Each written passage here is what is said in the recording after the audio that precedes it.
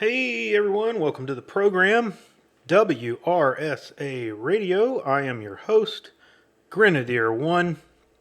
Wow, episode 50. I can't believe it. Now, there was a time that I was doing multiple shows per week, so the episode count and the week count are kind of off, and I had a couple of shows at the holidays, so really this is like episode 52. But I've been doing this almost a year, and it's crazy. November the 28th was when I posted the first show, so we still have a little bit to go for the 1 year anniversary. But yeah, I didn't think that I would last this long, to be quite honest. Either people wouldn't be interested, or I would stop being interested in it. Is kind of what I was afraid of. But I am grateful for all of you guys out there who tune in each week to listen and watch. It's very humbling, and I appreciate it immensely. I really do. Thank all of you. I started with this, with this mindset that we would simply be another way to reach, an audience and replicate what is done on the mothership. The web page, and it would just be an audio or and video format, of that. But I hope that it's turned into something that is, an extra layer and an augmentation to the website and the crew over on Gab, and that it's just evolved into its own thing. I think it is. I think from the feedback you guys give me, I think it has, and like I said, it's just really humbling to hear people say, "I can't wait to listen to the show." So that is fantastic, and I appreciate it. Um, Share this with others so we can reach a wider audience. Allow this to become, the gateway to your normie friends, and assist you getting them the red pill, if you will, as the kids say.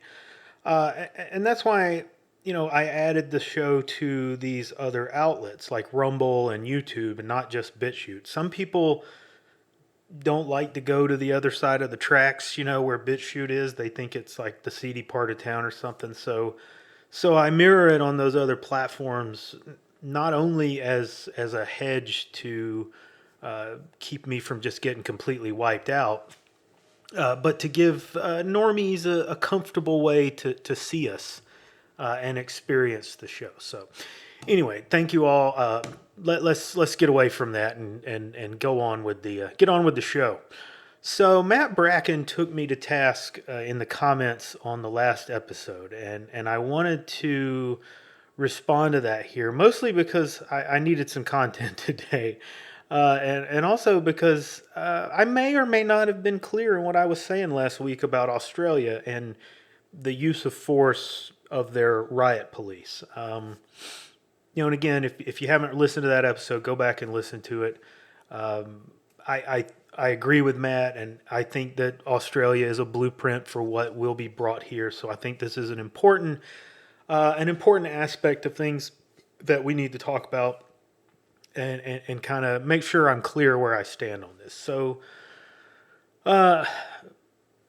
let me get that out of the way. I'll put Matt's comments up on the screen so everyone can see it while I respond. So first off, no, sir, I did not count you in among the whiners on the internet when I spoke about the complaints surrounding the tactics of the Australian police. I had others in mind, and mostly that was based off of comments I had seen on Gab from people that I don't even know. I believe that these people are kind of that normie conservative type, and I made some assumptions about them from the comments that they made. And the assumptions I made were that they were not aware of what went on in Portland last year during the BLM and Antifa riots. And they were not aware that Portland PD used not just pepper spray and tear gas, but they were also using baton rounds and rubber bullets and what they call the stinger grenades against the protesters. The stinger grenades are a less than lethal munition. It's got little rubber balls inside of it. It looks like a fat hand grenade with little rubber balls inside of it. If you don't know what those are, but those were used against Portland protesters, BLM, Antifa. There's numerous videos online, at least there were, of that and happening. It looks like, Matt, that you may not have been aware of that either. And I don't fault anyone for that. By the way, it was, I was out of the ordinary. I don't think people watched it as probably as much as I did. I watched that stuff every single night of the week on live streams as it was happening until the wee hours of the night. I'm on the East Coast, and it was mostly happening on the West Coast, so there was this time factor that was involved there. I'm a night person, so I'm just routinely up until 2 a.m. or later some nights. So watching things happen in Portland live, with that time delay, it wasn't really a big deal for me, but I can understand how other people didn't see it all and didn't watch it all go down. Most people on the East Coast probably went to bed before things even really got going in Portland. It was an almost nightly event for several months. It kind of tapered off at the end of the summer, and it wasn't necessarily happening every night. And then it would go, spring up on the weekends again, but it was almost every night. And I didn't have anything better to do. I looked at it as an intelligence gathering exercise, that I could sit and watch that stuff and see what was going on from multiple sources that were there on the scene. And you were getting a vision of it, a view of it that was not being reported in the mainstream media. So I took a big interest in it. But yes, Antifa and BLM were shot in the face with baton rounds. It happened on multiple occasions. One guy was seriously injured from it. He needed surgery. They drained blood from his skull. I thought he had actually lost his eye when it happened, but and my memory was that he had lost his eye. But when I went and actually looked back at some of that today, looking for articles on it to get images for the show, and I see that he didn't lose his eye, but he still was seriously injured with that. When I saw it happen on the live stream, they ran up to him and showed his face, and it was on a couple of different streamers that were there, and it really looked like his eye was gone. But at any rate, they used that in their arguments to the mayor of Portland. And it's what led to the mayor, Ted Wheeler, to ban the use of riot and crowd control munitions and devices being used by Portland PD. Now, one of these articles says that it was the Marshals Service, U.S. Marshals, who shot the guy in the face, but I don't think that's accurate. When we were watching that live, when it was happening live, they were in front of the Portland Police Bureau. And it looked very much like it was Portland police who did that. But at any rate, at that point, Portland police began to use just smoke. There was a night where they came out and pushed the protesters back across the park, and they were just throwing smoke grenades to kind of, I guess, freak out the protesters. They thought that, they weren't going to use pepper spray and pepper gas because they had been ordered not to, and they came out and started throwing that smoke, and everybody ran because they thought, they really are, they're breaking their rules and they're using tear gas or pepper gas, and so they took off. But that was really all they could do. Once they figured out that it was smoke, they went back. They just pushed right back up to where they were doing their thing. And it really kind of defanged Portland police. And it looked very much like this was going to be this turning point, and it was going to cede ground to BLM and Antifa. And the only thing that swung it back in the favor of the police was President Trump unleashing those marshals who were guarding the federal courthouse, which is right next door to Portland Police Headquarters. The Portland Police Bureau is what it's called. They kind of took over that primary riot control and dispersal, and they did not have those restraints on what they could do. And when those guys came out the next night, it was quite a shock to the protesters because they were expecting it to be just like PPD, and they were going to have their way with it. And very quickly they were disabused of those notions. Okay, the feds went in with the pepper spray, the tear gas, the concussion grenades, and the baton rounds. So there is an equivalency in the response from U.S. police and Australian police, and that was the point I was trying to get across. People said nothing because either they were unaware of it taking place or they approved of it being done to Antifa and BLM. When it's done to people we agree with, the normies say this is horrible and I can't believe they did this, but when it's people we don't agree with, nobody says anything. At least that's how it will be perceived. Now, here's where people will push back on me and say, well, wait a minute. The Australian protests were peaceful and BLM and Antifa were violent riots that were destroying property. You are absolutely 100% correct about that. Okay? I do not discount that. I do not disagree with that. I fully agree with you. And that's really why I didn't have a huge problem with the cops doing what they were doing in Portland. And you're also 100% correct that what is being done in Australia is an excessive use of force against people who really were peaceful protesters. And when I say I don't have a problem with what was done in Portland, what I mean is that if you mess with the bull, you have to expect to get the horns. It's just part of the deal. It's a known thing. You should be aware of that going into it. That's what I said in the last episode. It's just you have to expect that when you protest, when you go against the feds, they're going to respond at some point. All we're really sort of arguing about is what point did they respond, But the problem with all of that stuff is that none of that really matters because, and this is what I was trying to convey, and obviously just didn't do a very good job of it. Matt is right when he says this is an information war, and we have to consider how this plays across audiences, all audiences, including our opponents in that, and how they see it, and how they will use it against us. The information war is being fought in the minds of the normies, so any material that is produced, or the material that is produced to influence these normies in how they think or how they see things, is the primary means of fighting that war. We don't want to do anything that helps the other side make better material.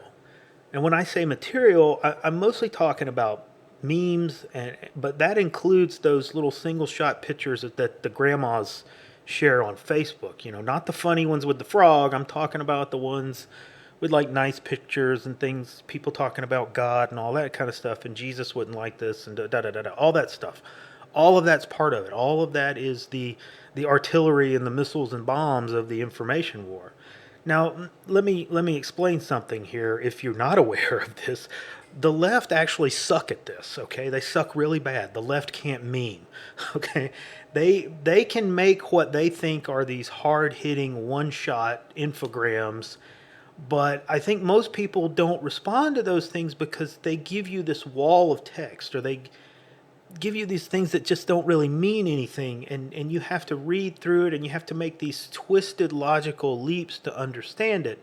And the reason is because the left exists in this false world where logic and reason do not comport with reality. So when they try to hit you with some meme, they can't do it with simple, effective measures. They have to explain the thing too much so you can maybe get half of an understanding of what they're talking about in the context of their warped reality.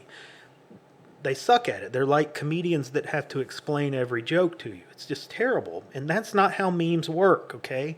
Memes are quick and simple, and they convey the meat of the position with no need to explain it, okay? And the best ones work on multiple levels because people get it instantly. But then when they think about it a little more, it reaches down into them and it hits them again, okay? It's like one of those runway busting bombs that, it hits the surface and then it goes in real deep before it blows up and craters the thing. That's how a good meme works. The left can't do this. But they can if we help them along by serving it up to them on a silver platter. Most normies don't like hypocrisy. I mean, hell, I hate it myself. Okay, that's a big thing for me. It's a gut reaction that if you see people being hypocritical, you're going to react negatively to it. At best, you're going to just be frozen. Some people may feel so negative about that reaction that they have to it that they will avoid the conversation further and turn away from the topic so they don't have to confront it. If you make them think that they're a hypocrite or they're participating in something hypocritical, they may be like, well, okay, I'm just not even gonna have that conversation anymore. When we give them the impression that we're okay with a tactics or with the tactics being used on our enemies, but not okay with it being used on us, then we sound like hypocrites, okay? And you can make all kinds of arguments about, well, in war, everything is fair and you should be, you can do whatever. Okay, fair enough. But, again, we're talking about how normal, everyday people will look at something. If you see that memed and you start defending your position on a meme by having to explain that the protests in Portland were riots and destroying property, and the protests in Australia, those protests were peaceful. Well, you've already lost that firefight in the information war. You walked into an ambush, and all you can do is hope to get through it without taking too much of a loss. Matt is correct. This is coming here, so I expect that we're going to have to defend that. If I think the left will utilize this as a meme. They will scrape Gab. They will go and find grandmas and normies saying, "Look how horrible it was in Australia when they got shot in the face with a baton round." And then they'll throw that graphic up from Portland and say, "Well, you didn't say anything about it then, so you're a hypocrite." That's what I was warning about. That's what I'm concerned about. I don't want to give them ammunition. I think the best course of action, at least in my opinion, regarding that escalation of force in Australia is not to hue and cry over it. It just take it in stride and go with it, because it's just part of the environment. It's part of the territory. And as Matt says, we use it to encourage our own people to learn new things. It's just part of what we have to live with now. And you can point it out to the normies and let them be shocked by it, but don't make a big deal out of it unless you get out in front of it, okay? Don't wait for the left to meme it. You preemptively build a careful, rational explanation of what happened in Portland last year. You weave it into a greater story that tells the normies, look what they're doing. They are equating us with the rioters and the terrorists of BLM and Antifa. They're using this to justify escalation of force on us.